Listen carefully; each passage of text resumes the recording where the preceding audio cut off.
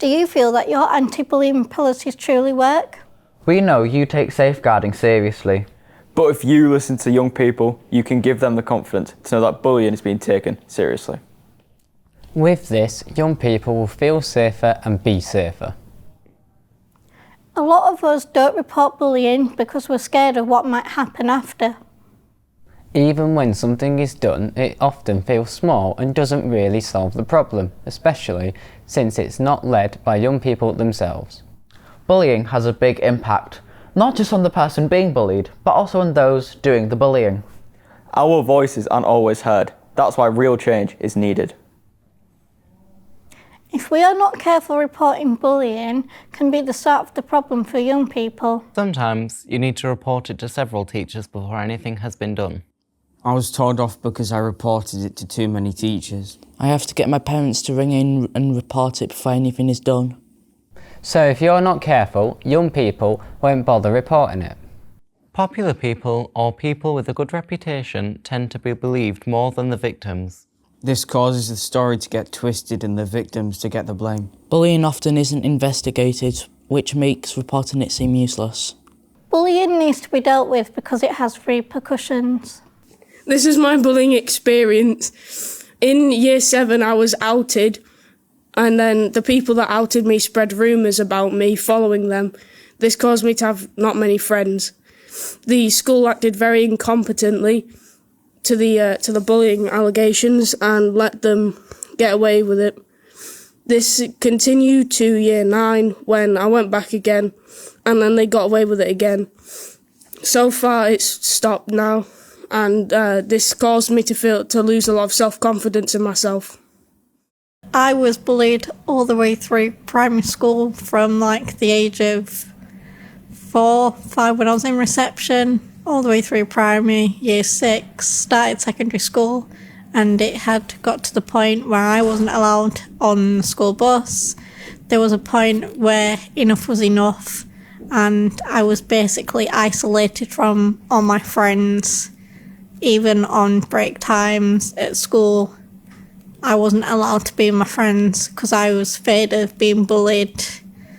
And in the past, it's just made me feel like I haven't got anyone, so it's quite hard to speak to people now because you don't know who to trust these days. And yeah, it's just been hard.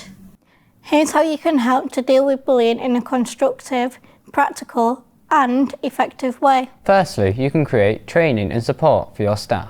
Additionally, you can have an anti-bullying lead, a wellbeing team, or even an anti-bullying board. An anti-bullying board should include a group of students who are trained to help tackle bullying. This way, young people are able to take a more active role within school. Also, you can create a flowchart for anyone who has to deal with bullying, which can help them to understand how to tackle bullying behaviour. You can also regularly check in with young people. For example, you can send out surveys, have an anti-bullying box, or have a member of staff young people can email. Remember, you need to consider bullying as part of your safeguarding policies and procedures. It is important that you should support both the victim and the displaying bully behaviour.